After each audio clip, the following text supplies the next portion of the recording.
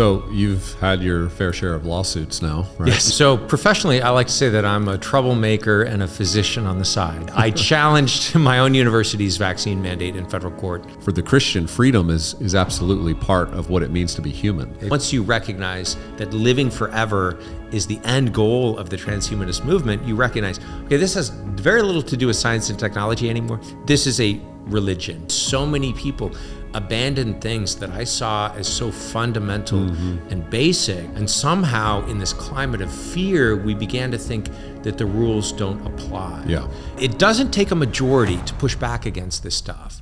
It takes a strong and determined minority.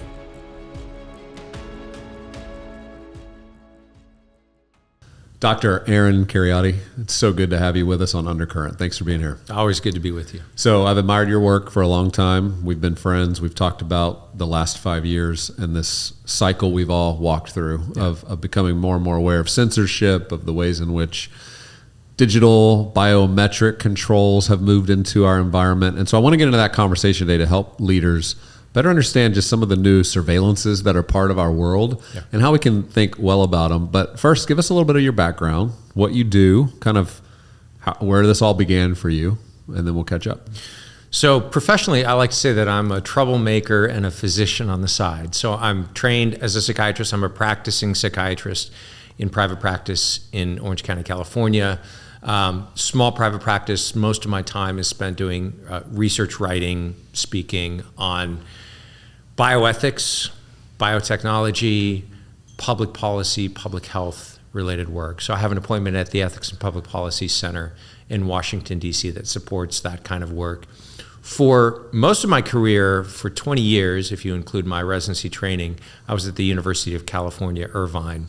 And we parted ways during the COVID crisis over the question of vaccine mandates. So if you want to go sideways with your employer very, very quickly, a good way to do that is to sue them in federal court.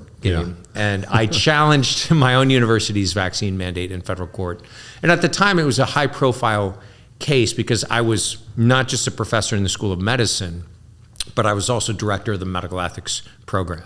And so it was my job to think through the ethical implications of our COVID policies. And I felt that a policy that violated the basic ethical principle of informed consent was unjust, unwarranted under the circumstances, and would end up doing more harm than good. I think at the time that was an unpopular opinion. The university fired me very quickly in the wake of that legal challenge that I mounted to their policy. But I think a lot of people have since come around and recognized this new mRNA technology may have had safety and efficacy concerns that we weren't fully made aware of. So the informed part of informed consent wasn't there. And then the consent part wasn't there because it was forced on people on pain of losing their job, which is what happened to me. I think a lot of people can look back now and say, okay, we had a product that didn't actually stop infection and transmission of this virus, may have had some downsides that we weren't fully aware of, or some people knew, but that information was not widely disseminated. So we had a parting of the ways at the university in 2021, and since then I've been continuing the work that I was doing there, but working with some independent research institutes and working in private practice. So you've had your fair share of lawsuits now, right? Yes. You had that lawsuit. Now you're a plaintiff on Missouri versus Biden. That's right. A lawsuit that essentially was about censorship, and it's really helped us at least unveil the censorship complex. So Missouri versus Biden, when we were at the Supreme Court, the case went under the name of Murthy v. Missouri. And it's a case that's ongoing, still being litigated in federal court. But essentially, it was 5 private plaintiffs and 2 states, the state attorney general of Missouri and Louisiana, alleging that the federal government was coercing social media companies to do its bidding, to take down people off their platforms, to censor information that was being shared on their platforms. And at the time when we filed the lawsuit, we had some sense that this was going on, but the combination of our lawsuit and the Twitter files, which was Elon Musk opening up the back door of Twitter to some journalists after he purchased that platform, those revelations, the documents that we got on discovery, showed a vast interlocking system of government agencies. There's over 17 government agencies now named in our lawsuit, and quasi-private entities. I call them quasi-private because they were government-funded, government-organized, and staffed by former government officials. So places like the Stanford Internet Observatory that acted as though they were independent academic research institutes that were actually involved and engaged in the full-time work of censoring Americans online. Yeah. This clearly violated the First Amendment right of free speech. The plaintiffs, myself, my co-plaintiff, Jay Bhattacharya, who's recently been tapped to be the new director of the NIH, and some other high-profile scientists are involved in this case. And I'm pleased that this case has brought the whole issue of government censorship to light. I think it's undeniable now that this was occurring. We have so much overwhelming evidence that this is happening. And so regardless of the final outcome in the case, which is still pending, the fact that we've been able to shed a light on it, we have a recent executive order pushing back against government censorship that hopefully will be helpful. Well, I know I personally appreciated your courage to stand in the midst of a moment where so many people were not and didn't have the understanding of what was going on. You had a good discernment about what was taking place, and I think holding up these historic human rights of informed consent, things that absolutely should be protecting human beings from anything being forced upon them, standing on that kind of ground was principled, grounded, based, and important as a leadership model. And to look back now, I mean, it could have gone a lot of different ways. It's kind of amazing now to look back to see, I mean, Jay Bhattacharya leading the NIH. I mean, who would have thought this? I mean, here's the guy who had put forward the alternative that Francis Collins tried to shut down. Exactly. And Fauci and all of them, that there was a better way we could have approached COVID, the Great Barrington Declaration, and we could have saved a lot of lives, and we could have kept life going for everybody. And to see him now being able to lead this institution in Francis's place is epic. It's poetic justice, because we know that Collins and Anthony Fauci did a behind-the-scenes attempt at character assassination of Jay Bhattacharya and our other co-plaintiff, Martin Kulldorff, who's a co-author and signature of the Great Barrington Declaration. Interestingly, another person involved in our case, the legal mastermind behind the case, John Sauer, former Solicitor General of Missouri, has been tapped to be Solicitor General of the United States by the Trump administration. A brilliant legal mind, solid Christian man, family man. He was nervous about taking the job at first because of the potential effect on his family, always putting his family first. But ironically now, if the case goes back to the Supreme Court, he would be the one. Obviously, he would recuse himself from the case, but he would be the government's lawyer in the case. So that a total interesting reversal of fortune in God's providence, that we seem now to be on the winning side of this issue. So I think we're reflecting now. I mean, it's easy to look back and start to see all these things happening, but when you're in the middle of the fire, you really have to go on conviction. And talk a little bit about that for you. How did you know you were right? What were you standing on? I mean, what gave you that ability when everyone around you was caving to say, I'm going to hold my ground? Yeah, I've thought a lot about this, and I don't know how I knew I was right, because it seemed so obvious to me. The principle of informed consent, which is the first principle enshrined in the Nuremberg Code, which is the world's response to the Nazi atrocities and the Nazi doctors and scientists' atrocities in the death camps of World War II. This was Medical Ethics 101. The principle of informed consent was what I covered in lecture 2 of the required ethics course to medical students that I taught. So for me, it was imagining in a few months, standing up in front of the students at the start of that course that I taught every year and talking about informed consent and talking about, in a later lecture, moral courage and doing the right thing under pressure, even when it's unpopular. Like, how could I do that if I didn't try to live those principles myself? So for me, it was a matter of I want to wake up every morning with a clear conscience and not feel like a fraud because I'm talking the talk and I'm trying to teach these ethical principles.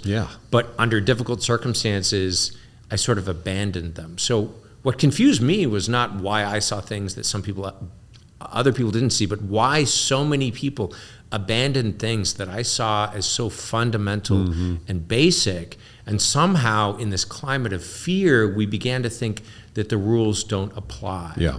And it's precisely under periods of emergency or war or social stress that our ethical principles become more important, because that's when we're tempted to cut corners and abandon them. Yeah. Right? So ethics is meaningless unless it can be lived under pressure. Yeah. And that's where it's something like moral courage, I think, does require faith. I mean, without a life of prayer, without trust in God's providence, because I didn't necessarily have a plan B. Right. I didn't have a parachute. I had to scramble to put together a private practice just to continue seeing my patients. Yeah.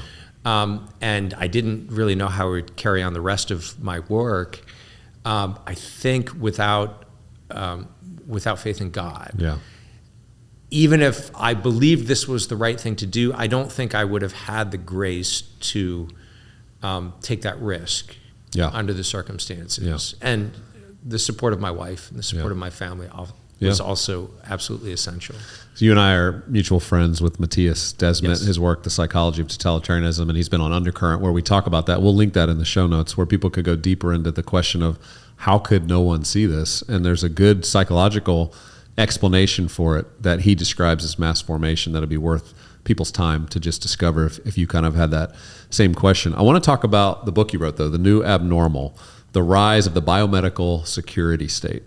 You know, this experience for you helped you start to see so many things that were happening and the direction that the state is moving, to the point that, you know, if you could lose your job, if people were losing their credentials, if the government was driving the media narrative, you started to see this dystopian reality now becoming reality for your life. And so you write this book. What's the premise of us understanding what is even a biomedical security state? So a biomedical security state is the melding together of three things. The first is digital technologies of surveillance and control, combined with information about you that is basically rooted in your biology, right? And I'll talk a little bit more about that later. And then having those systems of surveillance and control being backed up by the police powers of this state. So just to flesh this out, I'll give you an example. During COVID, the CDC bought from a very shady broker cell phone data to track the movements and interactions of persons, to see if during government-ordered lockdowns, people were gathering at churches and at schools and at other public spaces. And even though this data was supposed to be de-identified, some researchers at Princeton showed that with only 4 data points, you could easily, know that, okay, this number over here, that's Gabe, and this guy over here, that's Aaron, and we know that they're having this conversation now in the church parking lot, right? So people never consented to that. People weren't even aware or notified that the government was using their cell phone data in that way. And that is a very crude level of digital surveillance that was deployed during COVID without people's knowledge or consent. That is just sort of the tip of the iceberg in terms of where this technology can go next. So the New Abnormal, the book, at first glance, looks like it's about the pandemic. It's not primarily about the pandemic. It's about technologies and modes of social control that were normalized during the pandemic. But more than that, how they're going to be deployed and used in the future. So the epilogue to the book is called Seattle 2030. And it's a little fictional story about if these technologies that are already available are deployed on a mass scale and used for particular purposes, what might the world look like in the not too distant future? It wasn't Seattle 2050.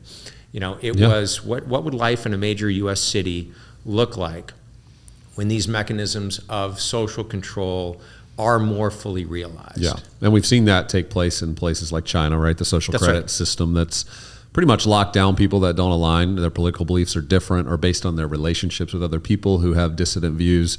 They start to get locked out. They can't buy tickets to get on a train, a plane. They have to stay within a small little radius of where they live. So we've seen how digital and surveillance can move in and start to create controls. And those are things I'm concerned about. We talk about that a lot around here because for the Christian, freedom is absolutely part of what it means to be human. Exactly. Freedom to move, freedom to associate, freedom of speech. Yep. And these digital technologies always seem to come in on a few different ideas that are appealing. One's convenience, right? One's safety. So we need this surveillance, and I want you to talk about this sort of propaganda move where surveillance is going to keep you safe and healthy, and keep you healthy. You're not going to get sick again.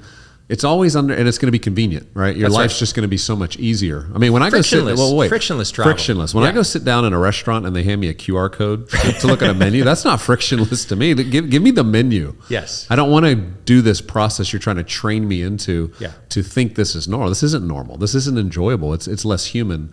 So describe a little bit and unpack for people why they should be a little more aware of these kind of terms and the way digital could move in on us. Sure.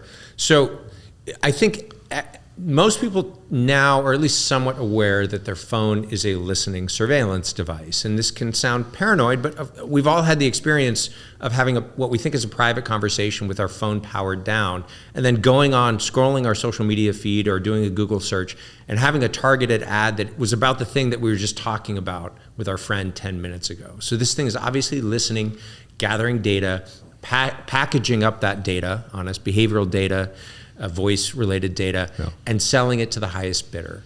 And that could be used potentially for good purposes, I suppose, but it can certainly be used for nefarious purposes.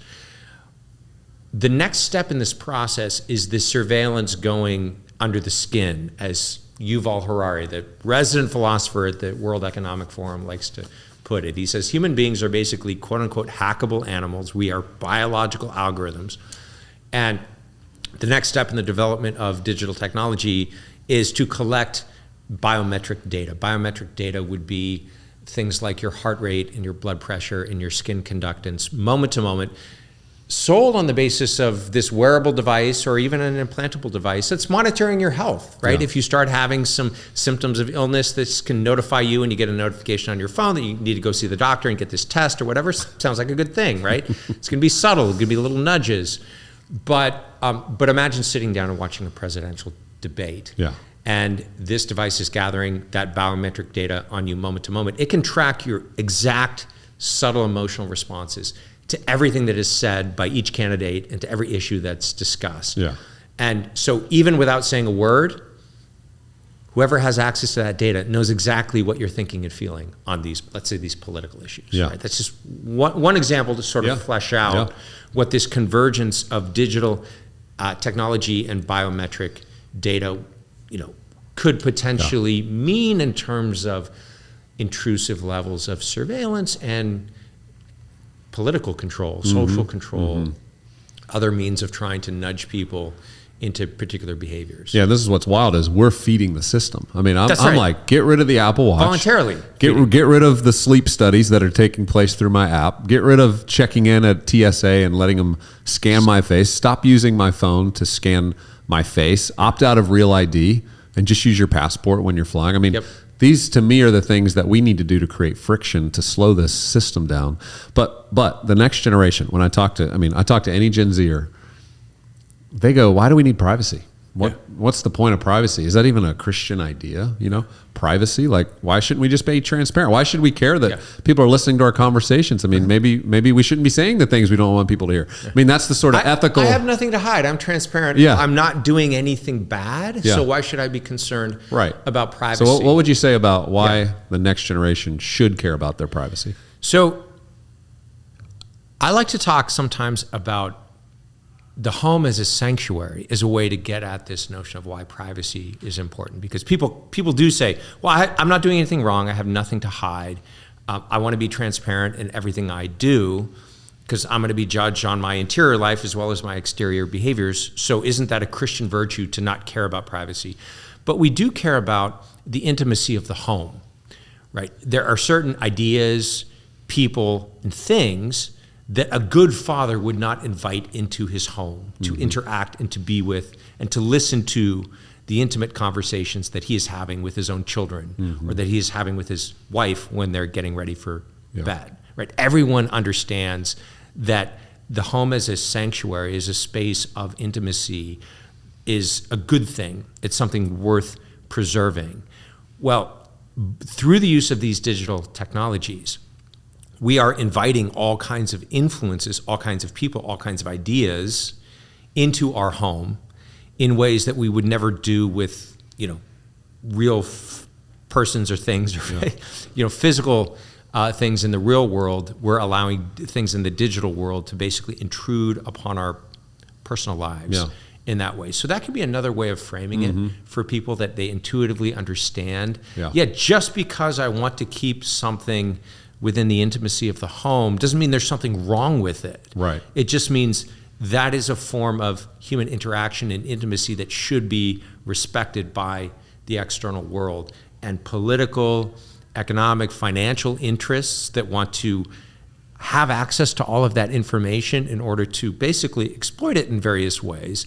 We wouldn't invite those people to listen in on our conversations with our wife. Why would we allow them to do it through the use of digital technologies? Yeah. So let's talk about digital ID, digital currencies. These are a couple things that are part of the conversation now. I know in the US by May, there's a drive to require digital real ID to get on planes. A lot of people don't know if you just use your passport, you can still get through that line. You don't have to have this real ID. Again, the argument will be, this is convenient. What's wrong with this? This is good. It just makes everything smoother to have my health records on my ID and so on and so forth. So why should we resist that? Right. So the digital ID eventually will be tied to your face scan, your iris scan, your fingerprint, this biometric identification. It will be used for more and more transactions, not just going through TSA at the airport, but for all kinds of ordinary things that we do. And so it's tracking and gathering data on you all the time. It's also going to be tied into financial information, private health related information, all kinds of things that can be used as carrots and sticks to control your behavior. Yeah. Once digital IDs are tied up and bound up with central bank digital currencies, which is another thing that we should talk about. Basically, you have a system of total surveillance and total control through means of basically financial control that the totalitarian systems of the 20th century couldn't even dream of having. So let me flesh this out for you a little bit. In a cashless society where there's no decentralized cryptocurrency like Bitcoin, which can be a good thing for fostering human freedom, all the currencies that you're using are going to be a digital dollar, right? Or digital yuan, or centrally controlled currencies. Basically, what you have in your digital wallet does not function like real money. The government gives you, let's say the government gives you a tax refund, a child tax credit, $2,000 in your account because you have kids. Great, that sounds awesome. You have a digital dollar in your digital wallet. That can be programmed in particular ways to nudge and control your financial behavior. So there could be provisions saying you have to spend this in the next 9 months. You can't give it to your kids. You can't donate it to THINQ or churches that are bigoted. You can't save it and put it into retirement. We want to stimulate the economy with this, so you got to spend it. Oh, and by the way, you have to spend it on green energy related products or corporate approved products that have good ESG scores, or vendors that have the right kind of social credit score, right? So you already see the nudges. Furthermore, we can program this digital dollar, if you don't spend it in 9 months, to decrease in value by 10% every month that you don't spend it until, 20 months later, it disappears. So what you realize is this is not actually money. This is not the same as $2,000 cash that I might be able to spend that would augment my financial freedom and that I can spend any which way I want, and that the government can't monitor and tax and know every one of my financial transactions to build a profile on me to say, well, this is a person who supports these causes that the people in power don't approve of, and therefore they need to be targeted for some form of exclusion or persecution. And with this level of control, again, if you don't fall in line, they can turn off your ability to engage in financial transactions, which is a method of totalizing control over people's behavior. I mean, if you can't buy gas, if you can't buy food. Which, didn't we see that in Canada? I mean, wasn't there a moment where truckers weren't able to access accounts? That's right. A lot of this digital control came into place during that COVID crisis where people were protesting, and literally because they were protesting, they weren't able to access money. This is not science fiction. The debanking, the government mandated under the Emergencies Act in Canada, which had never been invoked before, and the Supreme Court of Canada now says it should not have been invoked under those circumstances, didn't meet the legal criteria, but never mind, they did it anyway. Yet not only forcibly removed with a militarized police force the truckers from Ottawa, but shut down not only their bank accounts, but the bank accounts of people who donated money to support them. Right. So imagine giving, $50 to the truckers and then going to the ATM the next day and you can't get into your checking account because the government and the private banks didn't approve of what you did with your money. Yeah. So this is not science fiction. We've seen it in action already. Well, I think where people get overwhelmed is, well, what do we do? I mean, we live in this world where they're moving this direction. To not access the $2,000 child credit means I'm leaving that on the table. Sure, yeah. To use the system means I'm starting to feed the system. Catherine Austin Fitts is somebody I like to listen to how she thinks about this as an economist. And she always promotes creating friction. She's like, anywhere you go, you create friction so the system can't fully get into play. That means use cash everywhere you can use cash. Force people to be at that register when you show up to check out. Don't just get into the digital scanning. I try to do that. It's so inconvenient. I'll wait in line behind a basket full of tons of food. I'm just buying a couple things. But I do it because I want to not participate in the system. I want to create friction. And some places won't accept cash anymore. And so maybe you don't patronize those and let them know that. anymore. Let them know. I mean, you've got to communicate this because ultimately the economy and the money is what will drive people to make decisions. I think Fitz is right. It doesn't take a majority to push back against this stuff. It takes a strong and determined minority. 8, 10, 12% of people opt out of the TSA screening, which we can still legally do. We don't have to do the Face ID. By the way, they're not taking your picture. They're scanning your face in order to identify you on any CCTV around the world. If 10% of Americans opt out of that system, say, no, I'm not going to do it, when it comes time to think about mandating it, they're going to realize, okay, there'll be a small but vocal minority, including maybe a handful of influential people who will make noise about not being able to travel. We don't want to deal with that. We're not going to force it on people. So I totally agree. Create friction. Creative, determined minorities can throw a wrench in this and get away from the myth of inevitability. That's right. This is something this is an ideological tool that is used to basically make people passive and convince people that they are, in fact, not free and we have no control over our fate or our destiny. And this is the idea that technology moves automatically. This is coming. There's nothing you can do to stop it. And so you might as well just be passive and supine and roll over and take it. That is an excellent way to control people and to create a passive population.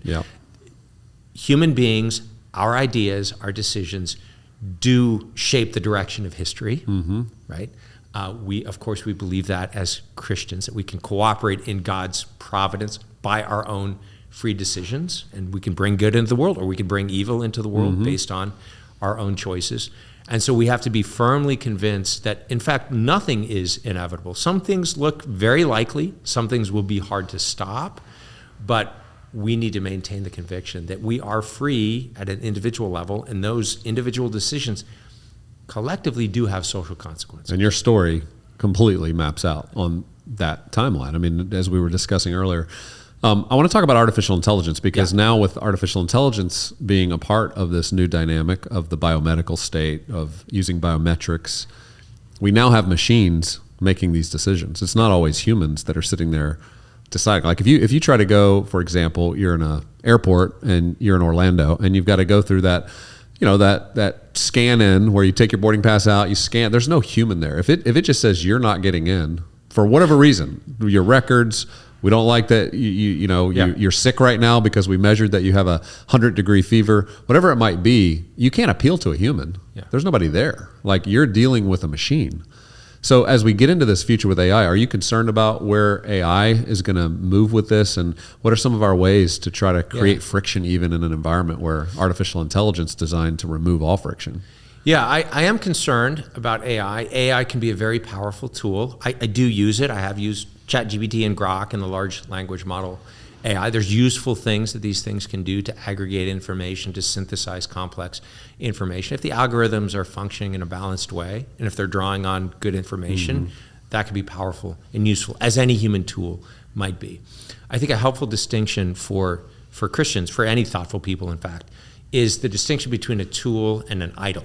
Mm-hmm. And if you look at a biblical understanding of an idol, a false god, let's say the Old Testament is rife with these stories, right, of people taking something that is the work of our own hands, which might be a useful artifact or piece of art or tool, and elevating it above us and looking to it for answers, making it into an oracle or a place that we go for guidance.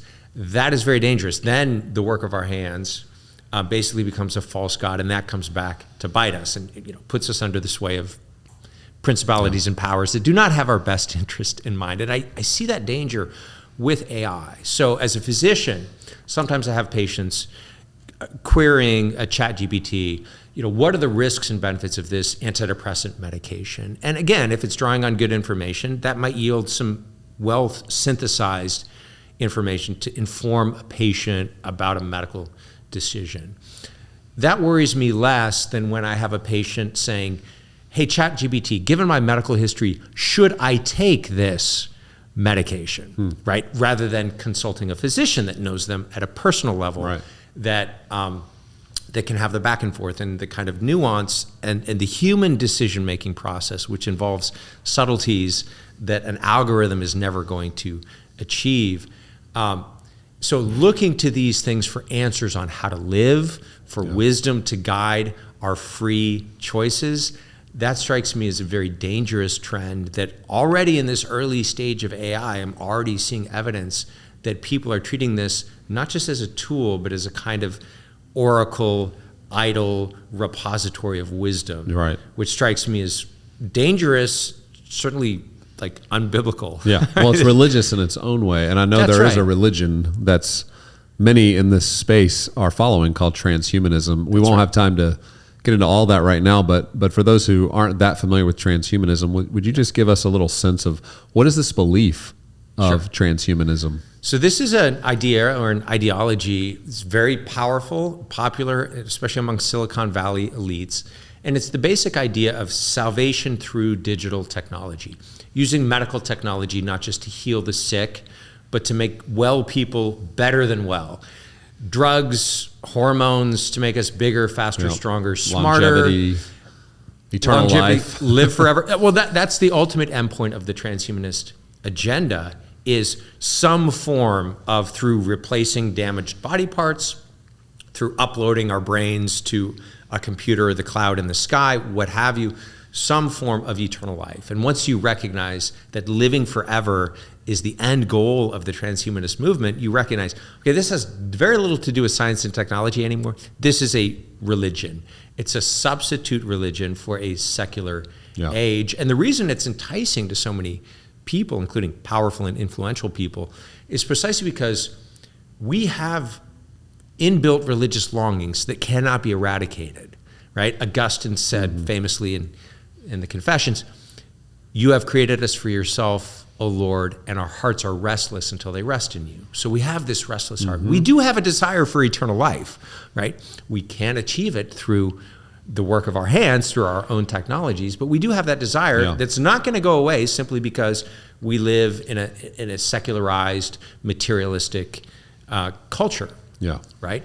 So people will look for substitute religions, and I think transhumanism is one of those counterfeit, substitute, false god religions that continually reappears and comes on the scene. It's kind of a reprisal of ancient Gnostic heresies, and we probably don't have time to get into Gnosticism and but this was the main adversary of the church in the early centuries of the church.